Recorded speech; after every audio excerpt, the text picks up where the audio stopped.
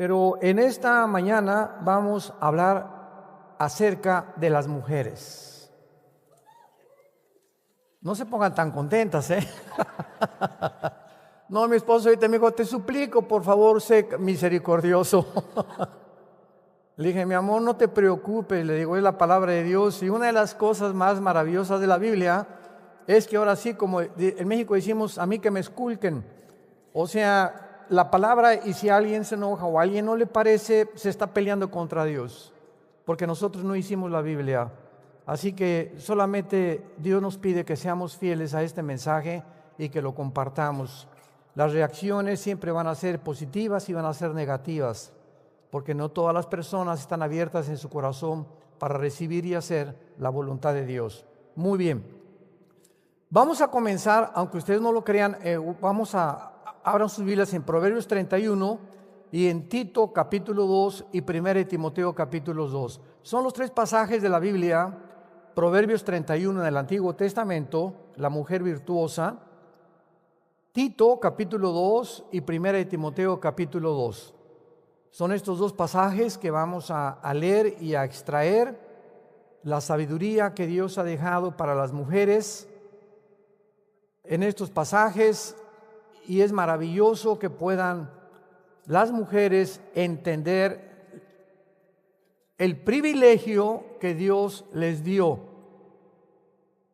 Porque cuando se hizo la primera promesa en la Biblia, la primera promesa en la Biblia del Mesías que tenía que venir a rescatarnos, a redimir a la humanidad, en Génesis 3:15 se le hizo a una mujer.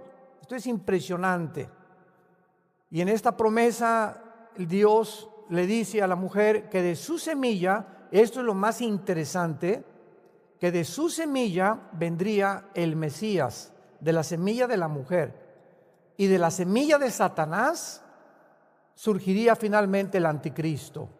Pero lo interesante de esto y lo maravilloso del lenguaje encriptado de la Biblia es que a través de muchos siglos muchas personas de carácter científico comenzaron a interrogar y a burlarse de la Biblia, porque cuando Gregorio Mendel en 1860 comienza a hacer los primeros experimentos con chícharos para postular las leyes de la herencia, la Biblia decía que la mujer iba a tener una semilla, y se descubre que es el hombre el que tiene el esperma.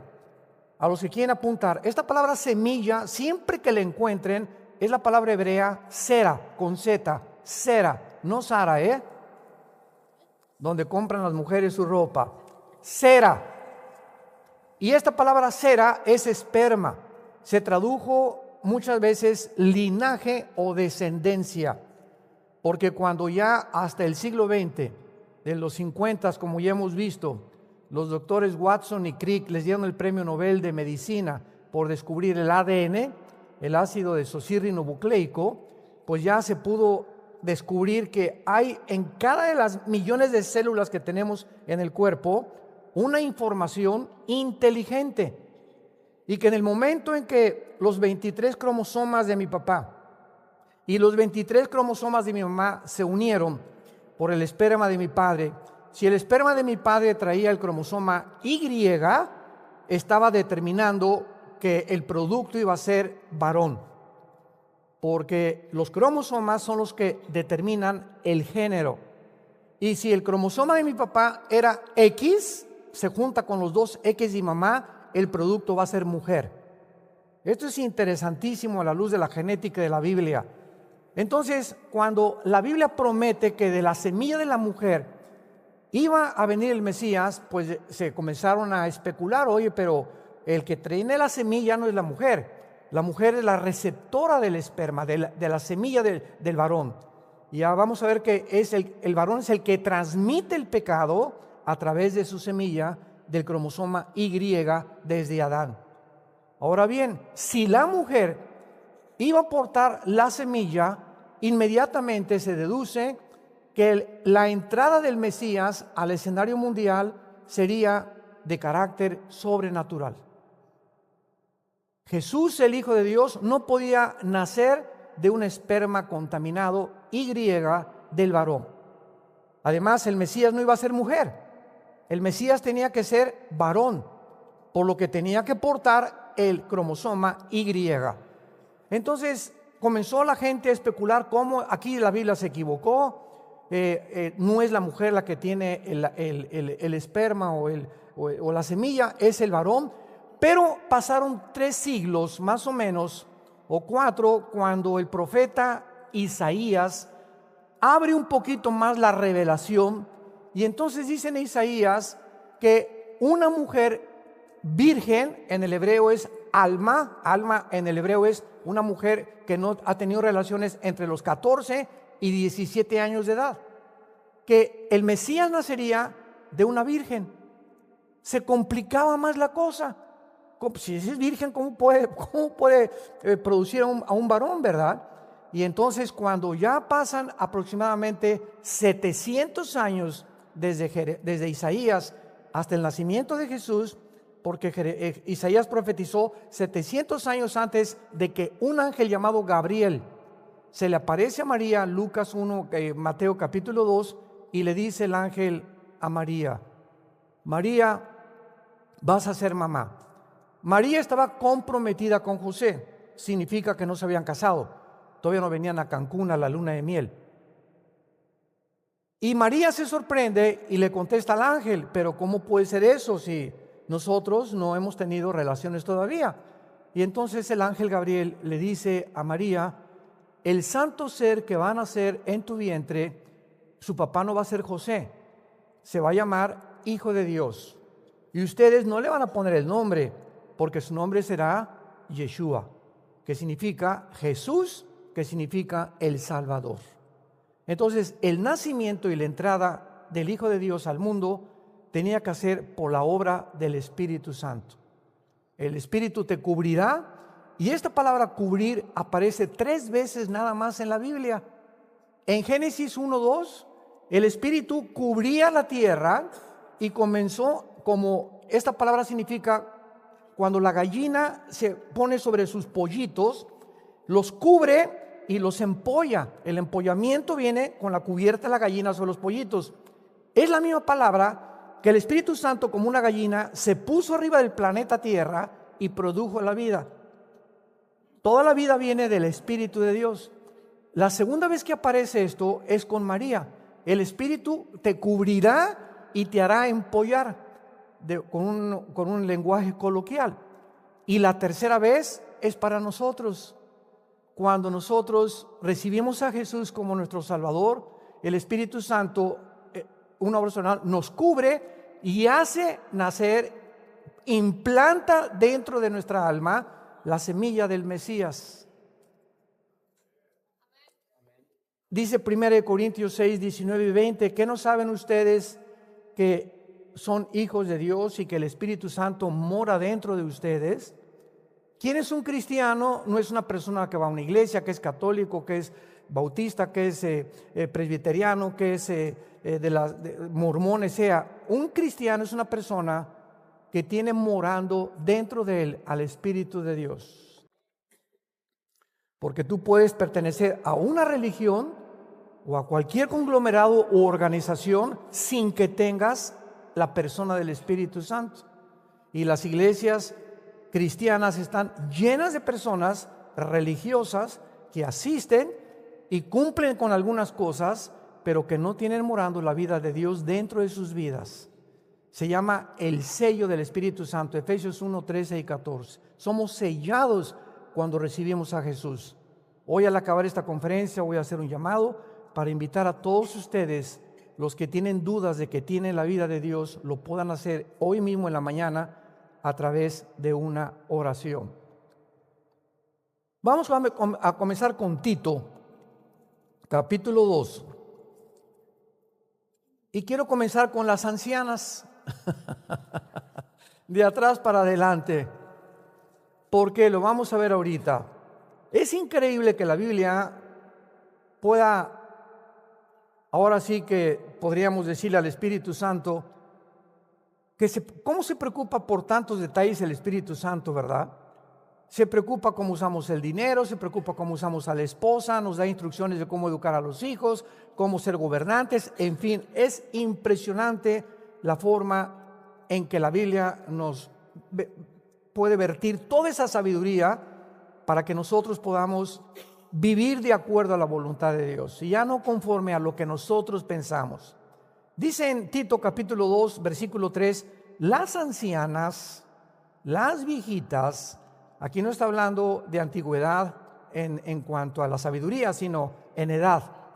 Las viejitas asimismo sean reverentes en su porte, no calumniadoras, no esclavas del vino, maestras del bien, que enseñen a las mujeres jóvenes a amar a sus maridos y a sus hijos, a ser prudentes, castas, cuidadosas de su casa, buenas, sujetas a sus maridos, para que la palabra de Dios no sea blasfemada. Una de las cosas que Dios les aconseja a muchas de ustedes, tal vez muchas de ustedes tienen, pues ya llegaron al 5º piso tal vez, ¿verdad? A los 50, otras al 6º, tenemos aquí también señoras ya de 65, 70 años, etcétera, etcétera.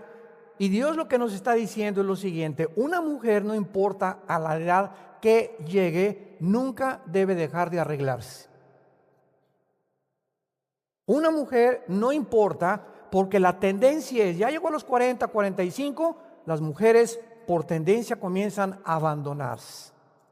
Ya tienen un hijo, 2 hijos, ¿verdad? Ya se les descompuso esto, y pues ya que sea, seguimos comiendo pizza y sigo comiendo chilaquiles y, ¿verdad?, pan dulce, etcétera, etcétera. Y muchas veces esto hace y provoca, ¿verdad?, las enfermedades como la diabetes, problemas de hipertensión, etcétera, etcétera, porque la tendencia es esa. Ahora, hay muchos países en los que esto no es así. Por ejemplo, en Noruega, Dinamarca, en Suecia, en muchos en Estados Unidos. Mi esposo y yo, que radicamos en Dallas hace 13 años y viajamos cada 15 días a México regularmente, nos encontramos cantidad de viejitos en los parques, agarrados de las manos, y los viejitos todavía pellizcándole las pompis a la esposa. Y nos encanta ver eso. Digo, mira nomás, viejito rabo verde, ¿verdad? Pero ahí no es rabo verde porque es su esposa. No anda pellizcándoles a otras viejitas, ¿verdad? Y en México y en Latinoamérica es muy raro ver este espectáculo, ver viejitos ya grandes, 70, 80, 90 años de edad, todavía caminando juntos, acariciándose, besándose, porque la mayor parte de las veces entramos a un restaurante y ya no digamos 70, 80 años de edad, sino vemos parejas de 40, jóvenes de 50 años de edad, con el periódico, y ahí tienen 1 hora en el café y ninguno se ha dirigido la palabra. O se sientan en un parque y no tienen qué decirse. Y quiero decirles algo: la comunicación es esencial para mantener la llama del amor. En cuanto a la comunicación en un matrimonio se rompe, ese matrimonio está divorciado emocionalmente, aunque vivan bajo el mismo techo.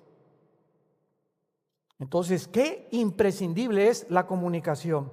Yo recuerdo a nuestra abuela materna, la quiero poner como un ejemplo, ya murió, casi de 97 años, mi abuela materna. Yo llegaba se convirtió cuando tenía como 65 años, porque era presidenta de la Asociación Católica de México. Era persinada y tenía la Virgen del Sagrado Corazón, sus medallas, en fin, una viejita muy, muy linda, muy religiosa, sinceramente. Era una católica sincera, amaba a Dios. Y cuando se convierte, bueno, pues le tardó como 1 año en que dejara todas sus reliquias y todos sus vírgenes, etcétera, etcétera, porque no podíamos presionarla por su edad, su capacidad mental.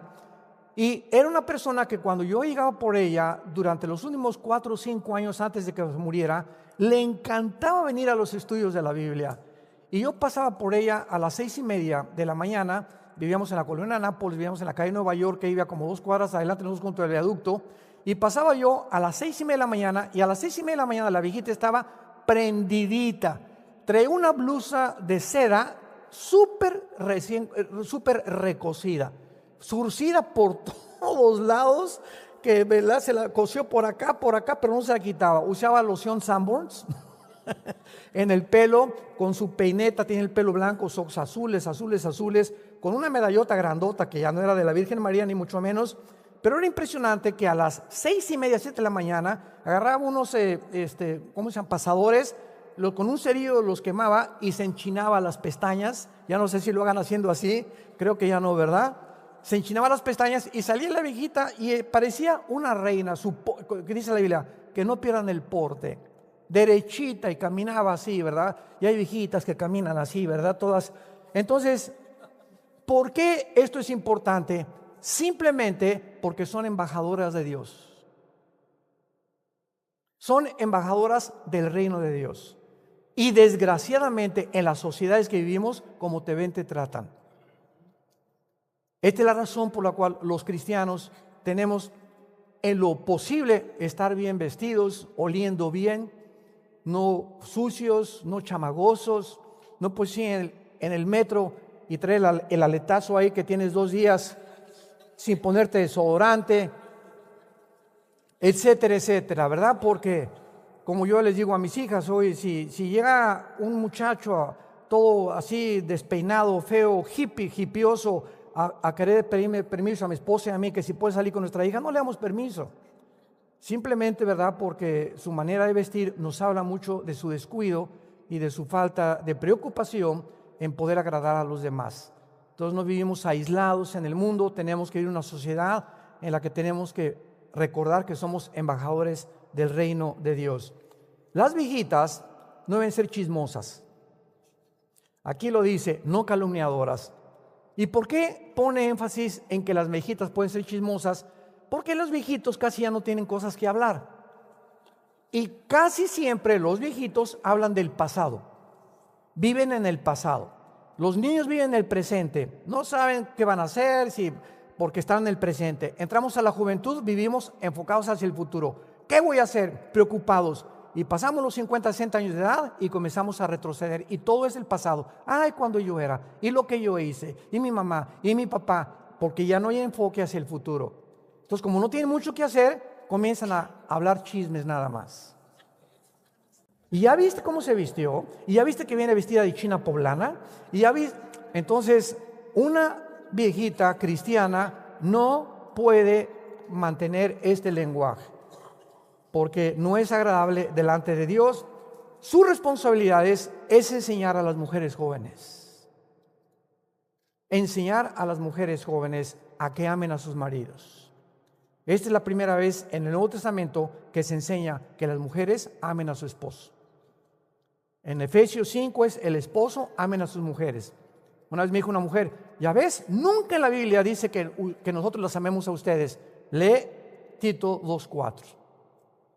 Ustedes también necesitamos el amor, porque es una necesidad imprescindible también de nosotros. Y que dice la Biblia que sean prudentes, cuidadosas de su casa. Una mujer cristiana, ya de edad, bueno, ya no se diga de las jóvenes, que salga el domingo a su iglesia o que salga de su casa y ahí está la basura de hace 2 días, el lavadero con los platos sin lavar, sin despolvar, su casa. Una mujer que no tenga cuidado de su hogar o de su departamento, a Dios no le agrada. Una mujer cristiana tiene que esmerarse en saber que su casa debe siempre ser pulcra, brillante, limpia, cuidadosa. ¿Por qué? Porque ahí vive su marido y no creo que haya ningún hombre que llegue a su casa en la noche y que encuentre la basura y que encuentre los platos y las camas sin tender, porque la mujer ya se olvidó, pero es presidenta de la escuela dominical. Y canta en la alabanza o hasta directora de la alabanza es. Pero sin embargo ha abandonado su primera responsabilidad, que es su casa. Vean ustedes los detalles de Dios, que sean cuidadosas de su casa. Muy bien, vamos a pasar ahora a Timoteo. 1 Timoteo capítulo 2. Y ahora vamos a pasar con la forma como las mujeres deben de vestirse. ¿Hasta eso, pastor? ¿Y es tan importante cómo una mujer debe de vestirse? Vamos a ver por qué. 1 Timoteo capítulo 2. versículo 9. Asimismo que las mujeres se atavíen, esa palabra ataviarse es vestirse de ropa decorosa, con pudor y modestia, no con peinado ostentoso, ni oro, ni perlas, ni plata, ni vestidos costosos, sino como buenas obras, como corresponde a mujeres que se dicen ser cristianas o que profesan la piedad. Estos versículos han creado mucha controversia en muchas iglesias cristianas, porque mi esposa y yo conocemos iglesias de tantas que hemos visitado, que hay mujeres que no se ponen nada de maquillaje y se visten como musulmanas. Y hay otras iglesias que hemos ido donde las mujeres parecen árboles de Navidad. En una parecen las momias de Guanajuato y en la otra árboles de Navidad, o sea, cargadas, ¿verdad? Unos aretotes y morado por aquí, morado el pelo y verde por acá, etcétera, etcétera. Y dices, bueno, ¿realmente es el Circo Soleil? ¿O trabajas de trapecista en el Circo Soleil? Entonces, los extremos siempre es una tendencia del ser humano, irnos a los extremos. Hay muchas iglesias cristianas, me reservo la denominación, que a las mujeres les prohíben pintarse la cara, usando este pasaje y llevándolo a un extremo. Y además, las mujeres se sientan en este lado y los hombres en este lado. Y además con un velo en la cabeza, las mujeres. Estoy hablando de iglesias cristianas, me reservo la denominación. Si mi esposa y yo nos invitan a una iglesia a compartir la palabra de Dios, nosotros nos sometemos a esta iglesia. Y mi esposa me dice, me pongo el velo, póntelo. No venimos a tropezar ni a combatir contra ellos. Y yo me siento al lado de los hombres, pero cuando nos vamos, el pastor no se la va a acabar. Pero públicamente, ¿verdad? Sería antidecoroso, sería falta de honestidad y de ética mía el públicamente degradar al líder de esa iglesia. Igual si tienen una doctrina diferente a la mía, no me meto mucho con ella, voy a predicar el mensaje y aquí en corto vamos a comer y a cenar y ya le comparto al pastor y le digo, ¿verdad? Hermano, ¿verdad? ¿Está usted exagerando en esto? Y ya si me dice, bueno, pues es nuestra costumbre, que Dios los bendiga. Pero son exageraciones. Y esto no debe ser. Una vez yo estaba al sur de México, en la Plaza de Toros, una cruzada de jóvenes, y me acuerdo que en esta ciudad del sur de México, me reservo también el nombre y la denominación, había 38, 39 grados, casi 40 grados de temperatura, un calor impresionante ahí en la Plaza de Toros. Y entonces, ¿qué hice yo? Me arremangué las mangas de mi camisa, traía mi corbata, y se acercan y me dicen muchos pastores, hermano, tápese porque está usted asomando la carne. Dios sabe que les digo la verdad. Y dije, ¿what? ¿Qué? Es que la carne no puede estar expuesta. Yo no quise alegar porque ya faltaban como un minuto para poder comenzar la conferencia, pues ya me tuve que bajar la de ese, ya me las abroché, lo obedecí, ¿verdad? Pero les repito, no me volvieron a invitar. Jamás regresé a esa ciudad. Porque en la noche me preguntaron, ¿usted tiene algo que aportarnos y consejos? Y pues les dije hasta la despedida. En amor. Que las mujeres se vistan de ropa decorosa, con pudor y con modestia. La palabra con pudor y con modestia significa conforme a la moral. Ahora, no significa que no se pinten. Todas las mujeres pueden pintarse, ¿verdad? No hay ningún problema. Tampoco hay problema que se hagan cirugía plástica. Me han preguntado eso. ¿Puede una mujer cristiana, o puede un hombre hacer cirugía plástica? Escuchen, Dios no está en contra que nos veamos mejores. Hay que carnal, eso no es carnal, el carnal se lleva en el corazón. Entonces, si una mujer quiere agarrarse la naricita, ¿verdad? No es que no se la pongan de Bambi, ¿verdad? Hasta arriba. Y hay otras que se les pasa la mano, ¿verdad? Y quedan así, todos así, deformes, de tantas operaciones que han exagerado. Entonces, otra vez se fueron al extremo. Pero que una mujer, ahora yo consulté a un cirujano de estética muy, muy famoso, cristiano, y le pregunté, oye, ¿tú qué consejo das a las mujeres? Porque esa pregunta nos la hacen a nosotros, Y nosotros tenemos que saber contestar el mayor número de preguntas posibles. Me han preguntado que si una mujer se puede hacer cirugía plástica y a qué edad la primera cirugía plástica. Y este doctor, este médico experto en cirugía plástica me dijo, yo recomiendo que todas las mujeres que se quieran hacer una jaladita no se la hagan nunca antes de los 40 años. Como el pasado Miss Universo, entre 18 y 23 años de edad, el 85% de las mujeres de Miss Universo de la última estaban operadas de las piernas, de las pompas, el busto, de las caras. Y le dije, ¿por qué? Me dice, porque los músculos, Armando, y todos los tejidos de la cara no llegan a completarse ni a madurar antes de los 30, 35 años de edad. Y si se operan antes, va a crecerles un poco más el lado derecho o la boca, y van a estar a los 40, 50 años deformadas. Entonces, si quieren ustedes darse una jaladita, se la pueden hacer. Y me dijo, y sabes una cosa, recomiendo no más de 2. La segunda, al 60, a los 60. Dice, tiene que pasar 15 o 20 años. Yo no opero una mujer que me diga, me acabo de hacer una operación hace 5 años. Se tiene que esperar. ¿Por qué? Para que su cutis vaya adaptándose al crecimiento normal que Dios nos ha dado. Entonces, si lo quiere hacer, no hay ningún problema. Se pueden pintar, se pueden poner el pelo bonito, ¿verdad? Etcétera, etcétera. Y lo que la Biblia está hablando es la exageración. No puedes llegar como mujer cristiana a la iglesia el domingo con los ojos morados y con sombras negras, ¿verdad? Que no quiero usar ni un nombre ya para esto. Y el pelo por acá todo, y unos aretotes así que hasta parecen cascabeles que todo el mundo escucha cuando se te mueven los aretes, etcétera, etcétera. Es a lo que Dios se refiere. Y ahora, ¿por qué las mujeres deben vestirse con pudor y con modestia? Simplemente, señoras que nos acompañan, porque a los hombres las tentaciones nos entran por los ojos. Una mujer cristiana no puede ser una mujer escotada, hasta por acá el escote. Tiene que tener cuidado de sus minifaldas que usa. Y si usa minifaldas o usa pantalones demasiado apretados, que parece que va a montar a caballo, que se ponga una falda. Entonces me han preguntado, ¿una mujer puede subir en pantalones a predicar o a compartir un estudio? Sí lo puede hacer, pero que se tape, ¿verdad? Con sus pantalones apretados y que no ande caminando ahí enfrente de todos. ¿Por qué? Porque a los hombres las tentaciones nos llegan por los ojos. Y alguien puede decir, ¿y qué culpa tenemos que sean tan cochinotes los hombres? Es que tú no puedes, dice la Biblia, que Dios quiere que tengamos la mujer y la ayuda idónea, no la tropezadora idónea. Entonces, tu manera de vestir, tienes que entender algo.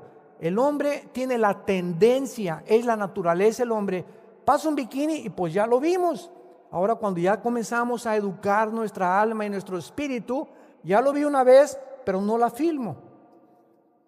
Entonces voy a una playa, me encuentro, hemos ido a playas donde ni siquiera traen ya el brasier las mujeres, y pues ya la vimos, ¿verdad? Y ya, ni modo, Señor, y lávame con tu sangre, ten misericordia, Señor, de mí, ¿verdad? Está dura la cosa. Y los hombres no podemos ser mustios, ¿verdad? Una vez me encontré un hermano que me dijo, no, hermano, yo jamás, aunque las vea, soy atraído por las tentaciones. Le dije, cálmate, Malaquías.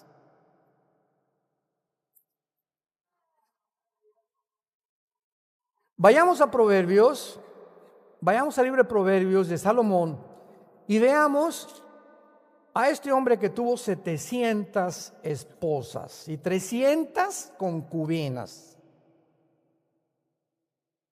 Y vamos a ver la experiencia que nos puede compartir Salomón de todo este proceso que él atravesó, que Dios le permitió para vertir en estos libros, Proverbios y Eclesiastés, sus experiencias. Dice Proverbios capítulo 6, versículo 23 en adelante, Proverbios 6, 23, porque el mandamiento es lámpara y la enseñanza es luz, y camino de vida las reprensiones que te instruyen.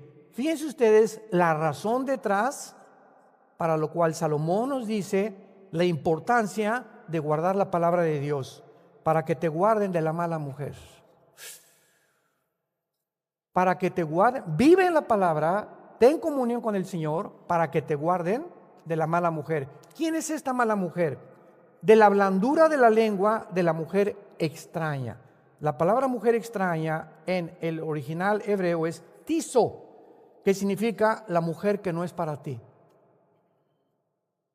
El día que yo me casé con Marta, ella se casó conmigo, le tuve que decir a más de 3 billones de mujeres, adiós, de aquí en adelante, este es un ejemplo, no estoy presumiendo.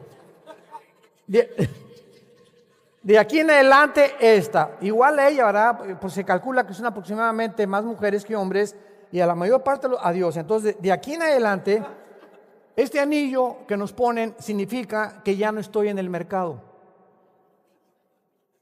Un hombre casado que no trae el anillo, cuídate de él. Porque esto significa que ya no estamos en el mercado. Ya no hay un menú para ver. Entonces, una mujer mala, una mujer extraña, y estamos llenos de cantidad de mujeres coquetas, seductoras, como lo vamos a ver más adelante, lo primero que ven es las manos de los hombres. Hay unas que ya no les importa si traes o no traes anillo, pero la mayor parte de las veces al ver anillo, y es una muchacha educada en su casa con principios cristianos, sabe que si un hombre trae un anillo y la invita a tomar un café o es su jefe y tú eres la secretaria, no aceptas esa invitación, simplemente porque es un hombre casado. O si usted viene con su esposa, don Pancho, lo acompaño con mucho gusto. Ni tampoco me subo a su carro con usted, ni tampoco acepto ninguna otra invitación a Cihuatanejo con usted. ¿Por qué? Porque esto nos habla claramente de que ya estamos en un pacto con una sola mujer. Para que te guarde de la mujer extraña, no codicies su hermosura en su corazón, ni te prenda con sus ojos. Porque a causa de la mujer ramera, el hombre es reducido a un bocado de pan, y la mujer caza la preciosa alma del varón. Salomón nos dice con la sabiduría que Dios le dio, que el poder seductor de una mujer a cualquier hombre, por más macho, camacho y lo que sea, lo puede vencer. Y escuchen ustedes lo que dice claramente en Proverbios capítulo 7, versículo 24 al 26. Proverbios 7, 24 al 26. Ahora pues, hijos, óiganme, estén atentos a las razones de mi boca. No se aparte tu corazón a sus caminos, no hierres, está hablando de las mujeres, en sus veredas, porque a muchos ha hecho caer heridos, y aún los más fuertes han sido muertos por ella. El hombre más sabio de la Biblia, Salomón, cayó por mujeres. El hombre más fuerte de la Biblia, Sansón, fue seducido por Dalila. Y el hombre que se menciona conforme al corazón de Dios, David, cayó en pecado por una mujer. ¿Qué nos está diciendo la Biblia a los hombres? Por más que tú quieras, no dejes que una mujer se te acerque demasiado a ti. Yo les aconsejo, vamos a tener el mes que entra un congreso de pastores internacional en México, y a los pastores siempre les digo, un pastor nunca le da consejería a una mujer sola. Nunca. Si quiero una consejería, mi esposa tiene que estar conmigo, más si es joven la muchacha. Un pastor jamás sube a una muchacha a su vehículo, jamás. Está lloviendo, te compro un paraguas. Jamás lo hacemos. ¿Por qué? Porque el espíritu está presto, Marcos 14:38, pero la carne es débil. Débil, débil, débil, débil. Mentira que vas a aguantar. No es cierto, no es cierto, no es cierto. Estás tentando a Dios. Entonces tenemos que poner un cerco a nuestro alrededor y no jugar con el pecado. Dice más adelante Proverbios, ¿jugará el hombre con brasas sin que sus vestidos ardan? Estarás viendo continuamente a mujeres más jóvenes, sus piernas, tu secretaria, sin que tú no lo sepas, te estás preparando para el adulterio. Nadie cae en adulterio de la noche a la mañana. Se prepara la mente viendo, fantaseando, imaginándote y no entregando eso a la cruz y sin que te des cuenta, viene la tentación y porque caíste, no tenías la fuerza espiritual para poder vencerla. Creías que la tenías, pero separados de mi Hijo Jesús, nada pueden hacer. Vayamos ahora a Proverbios 31. Ya pueden respirar.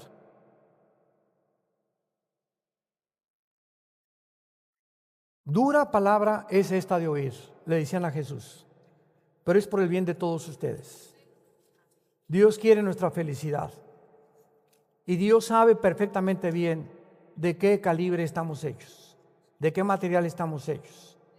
Por eso todo el capítulo casi de 7 Romanos, Pablo dice, porque el bien que quiero no lo puedo hacer, sino el mal que no quiero encuentro que muchas veces lo hago, porque he descubierto que el mal está dentro de mí. Tenemos una naturaleza pecaminosa que continuamente se opone a la naturaleza espiritual que Dios nos ha dado. Y si yo no fortalezco mi naturaleza espiritual, voy a ser vencido por una mujer. Y estamos en la época, en los últimos 20 años, nunca en la historia habían caído tantos hombres de Dios, en toda la historia, por adulterio. Pastores en su iglesia que se fueron con la alabanza, con la secretaria, y siempre preguntan ¿por qué? Porque jugaron con el pecado. Y sobre todo cuando creemos que ya somos famosos, que ya estamos en la televisión, tenemos el derecho y tenemos el privilegio. Dios me necesita. ¿Qué estupidez tan grande puede cometer un hombre? El hecho de que seamos usados por Dios no es por lo que seamos, sino por la gracia de Dios. Y mientras más seamos usados por Dios y más te bendiga Dios, más cerca de Él debes de vivir. En Proverbios 31, versículo 10 en adelante, la Biblia describe a través de Salomón a una mujer. Esta mujer que se describe es como un modelo que el Espíritu Santo nos retrata, y lo interesante es que se le llama virtuosa. La palabra hebrea chayil, C-H-A-Y-I-L en el hebreo, chayil. La palabra chayil, que se tradujo virtuosa, significa guerrera. Guerrera, que no se da por vencida. Básicamente, en el arameo es que no se rinde. En el hebreo es que es una mujer que enfrenta la adversidad, que enfrenta los problemas, las tribulaciones, porque trae una fuerza interna que nunca la va a convertir en una víctima de las circunstancias. Qué importante es esto. Los problemas que tenemos en la vida nos pueden victimizar. Puedes llegar ahí, pues, mi papá me abandonó y me violó mi papá y nadie me quiere, etcétera, etcétera. Y en ese momento comienzas a volverte enemigo del mundo porque crees que el mundo está en contra de ti. Edgar J. Hoover fue presidente del FBI, fundador y presidente de la Oficina Federal de Investigaciones, FBI, en Estados Unidos, y sirvió a casi 5 presidentes, casi 5 administraciones. Y antes de morir, Hoover, independientemente de su vida sexual que él tenía, le preguntaron, ¿qué característica ha encontrado usted en los delincuentes juveniles? Y Hoover contestó y dijo, la característica principal de todos los que se encuentran en las cárceles y de los delincuentes juveniles es que ellos creen que el mundo está en contra de ellos. Y ellos están en contra del mundo. Se sienten que el mundo les debe algo. Mis papás me deben algo. El mundo me debe algo. Y por eso soy como soy. Se victimizan. Y eso es lo peor que le puede pasar a un ser humano. ¿Saben ustedes cuándo se alcanza la madurez? La madurez se encalza cuando la persona llega a entender que nadie es culpable de cómo soy más que yo mismo. Cuando dejas de echarle la culpa, es que mi esposo es el que ha hecho mi carácter, o es mi papá que me violó, o esta persona, o en la escuela, o el gobierno. El día que dejemos de culpar a nadie, soy como soy porque así yo lo he decidido. Se llama en la Biblia la ley de la responsabilidad individual. Cada decisión que yo he tomado va a tener consecuencias para bien o para mal. Y las decisiones que he tomado son las que han provocado y han formado mi carácter. Yo soy el que he respondido de esta manera. Cuando una mujer me dice, es que mi esposo, si tuviera otro hombre que no fuera mi esposo, sería feliz, o viceversa, esa mujer ha creído que el esposo es la fuente y el origen de su felicidad y no Dios. Entonces, como él no la hace feliz, es infeliz. Imagínense nada más. Si no me haces feliz, pues sé tú infeliz, pero yo soy feliz porque mantengo mi relación con Dios. Y te quieres portar como un chango, pórtate como un chango, pero a mí nadie me va a robar mi felicidad, ni mi paz, ni mi tranquilidad, porque mi felicidad no depende de ti, Pancho, depende de Dios.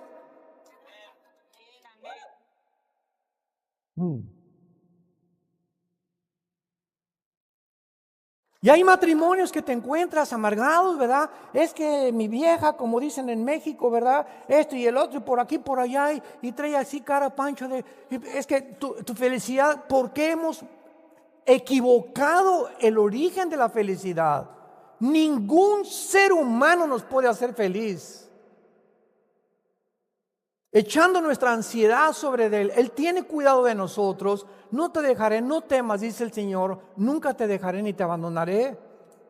Quita los ojos de Jesús y ponles una persona creyendo que tu felicidad o tu dinero o tu suegra o tu hijo te va a hacer feliz. Te equivocas. Nos van a fallar todos los seres humanos.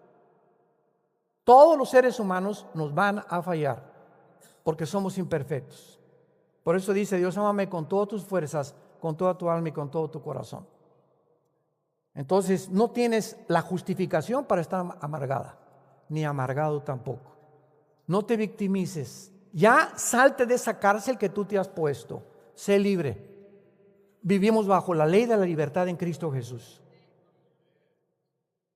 Esta mujer virtuosa es una mujer guerrera y veamos algunas características de ella. Porque repito, es la palabra chayil, que significa fuerte, valiente, guerrera, que no se rinde, que no se da por vencida. Ahora, dice el versículo 10, que esta mujer, y pregunta el Espíritu Santo, qué interesante, ¿quién la hallará? ¿Quién podría contestar esta pregunta? Porque el que encuentra esta mujer, dice ahí, que su estima sobrepasa el dinero del mundo. Esta mujer es completamente invaluable por el mundo. Esta mujer es mejor que sacarte la lotería. En otras palabras, ¿quién la hallará? ¿Quién es el que conteste esta pregunta? Es muy fácil de contestar.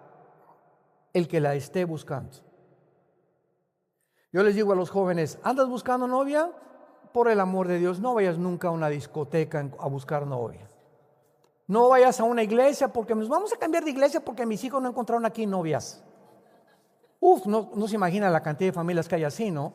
Entonces, el retrato más grande del noviazgo, de acuerdo a Dios, lo encontramos en el libro del Génesis, cuando el criado de Abraham le va a buscar esposa a Isaac, ¿se acuerdan?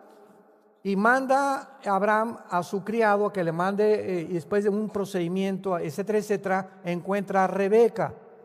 Pero el cuadro más hermoso que hay en la Biblia, se los comparto a los jóvenes siempre, es que viene Rebeca montada en un camello, toda como antes, ¿verdad? Se tapaban, y dice la Biblia que Isaac se encontraba meditando la palabra de Dios. Nunca Isaac fue a buscar novia. Nunca se preocupó andar buscando con quién. Dios se la trajo en una charola de plata. Simplemente porque si ponemos a Dios en primer lugar, Él nos dará todas las cosas por añadidura. Mateo 6:33. ¿Y cómo venía Rebeca? ¿Con el ombligo de fuera? ¿Con minifalda? Al contrario, venía pero completamente vendada. Y ahora es al revés. Ahora las muchachas se quitan lo más que pueden y hasta le hacen así con el ombligo de fuera, ¿verdad? Tratando de atraer la atención de los muchachos, desgraciadamente, pobre estima de estas mujeres sobre su cuerpo. Y pues sí vas a traer, yo les digo, vas a traer a 100 abejorros detrás de ti. Pero las personas que se acerquen recuerda una cosa, se van a acercar por tu cuerpo, van a buscar tu cuerpo y no el espíritu que Dios te ha puesto dentro de ti. Qué grave equivocación que una mujer quiera atraer a hombres por la forma provocativa en vestirse. La mujer virtuosa sobrepasa todas las piedras y el valor que le podamos dar. Dice el versículo 11, el corazón de su marido está en ella confiado y no carecerá de ganancias. En otras palabras, el corazón de su marido está en ella confiado. ¿Por qué? ¿Por qué son los celos? Hay celos buenos, hay celos malos. ¿Sabían ustedes eso, verdad? Hay un enojo santo o una ira santa, hay una ira no santa. Dice en Efesios, enójate porque forma parte, pero no amanezcas enojado. Nunca permitas 2 días enojado con tu esposo. Ya nos gritamos, ya nos sombrereamos, ya nos discutimos. Ok, procura en la noche, Señor, Padre, perdónanos, mi amor, perdóname, pero no quiero mañana amanecer igual que como nos peleamos hoy en la tarde. Porque cuando el enojo dura 2 o 3 días y no hay perdón en la pareja, abrimos la puerta a los demonios. Se vienen contra nosotros a crear amargura, rencor, y el alma comienza a ser envenenada. Y en cuanto hay amargura, se pierde el discernimiento de la voz del Espíritu Santo. Vienes a la Biblia y ya no vas a entenderla o no te va a poder Dios hablar porque hay un estorbo en tu corazón. Saca de ti el rencor y la amargura para que tu comunión con Dios sea limpia y transparente. ¿Por qué el corazón del hombre está confiado? Hay celos buenos. Si mi esposa me dice, por ejemplo, un día, voy a comprar pan a la panadería, y yo sé que en esa cuadra donde está la panadería hay un grupo que siempre se junta de muchachos no cristianos, no así pandilleros, entonces yo le digo, te voy a acompañar. Ella no me va a decir que porque está celoso, no, te voy a acompañar porque mi celo es evitar que alguien te pueda lastimar. Entonces no la acompaño por un pensamiento de que se va a ir con los pandilleros, sino simplemente para protegerla. Dice Santiago capítulo 4, versículo 4, que Dios es celoso de nosotros.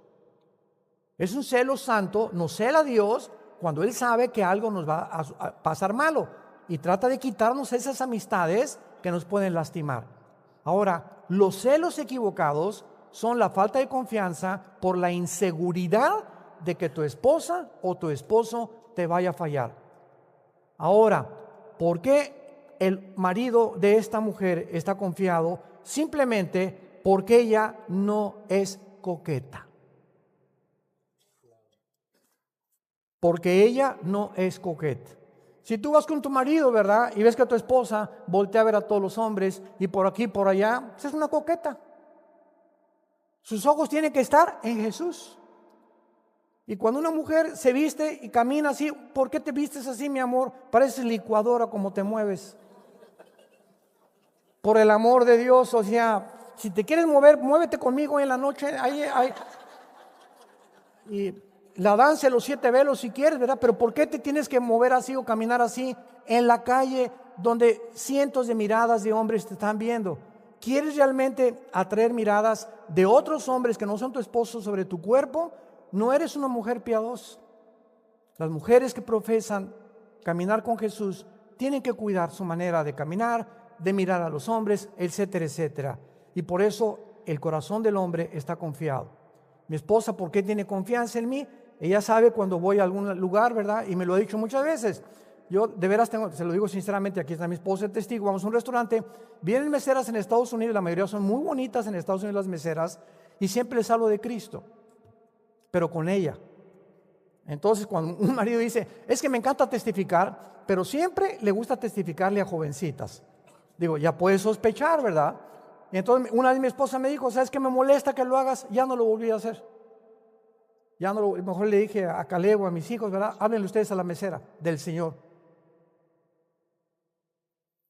Para evitar, o sea, a mi esposita le molesta, ok, yo no quiero hacer nada que le moleste. Y si ella tiene una actitud también se lo voy a decir y eso nos va a ayudar a poder edificarnos mutuamente. Pero tenemos que estar atentos a eso. Y esta es la razón de los celos equivocados.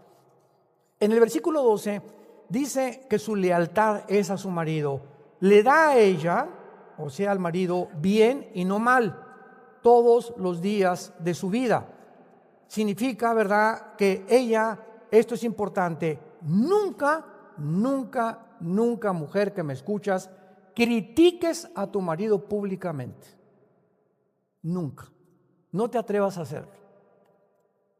Y menos cuando está junto a ti. No hables mal de tu marido. Peor todavía.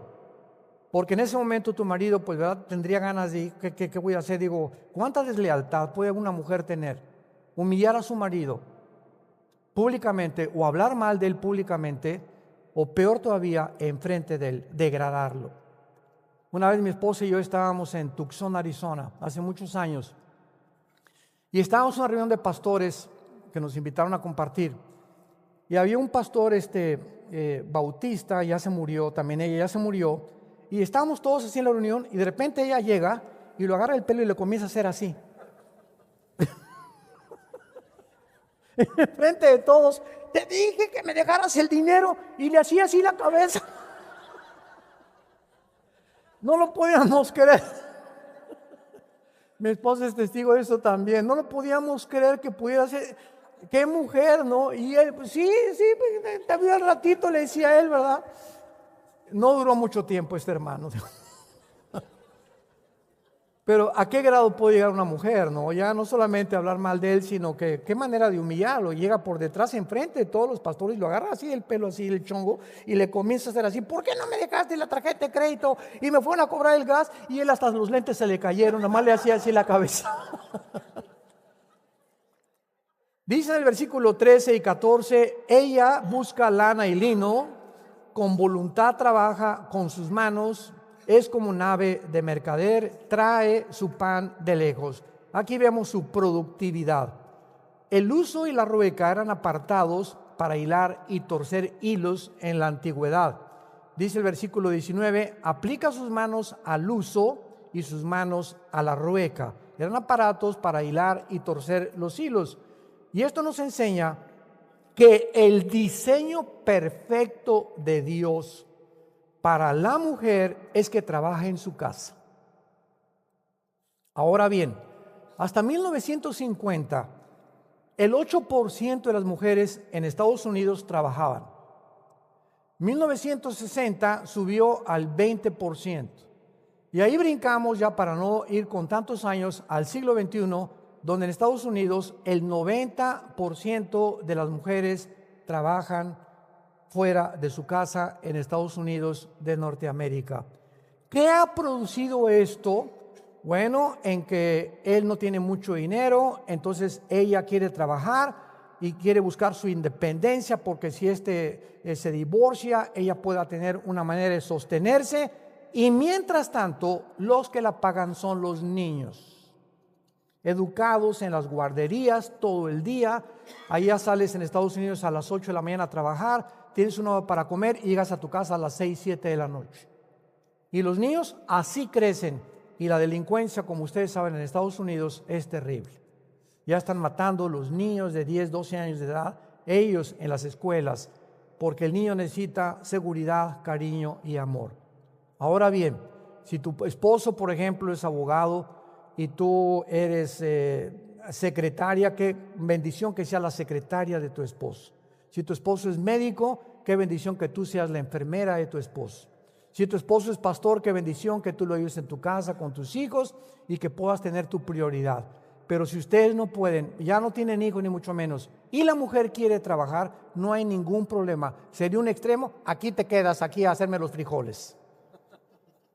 Entonces tenemos que orar para poder tener un hogar organizado, equilibrado, y que Dios nos pueda dar la sabiduría para saber cómo actuar.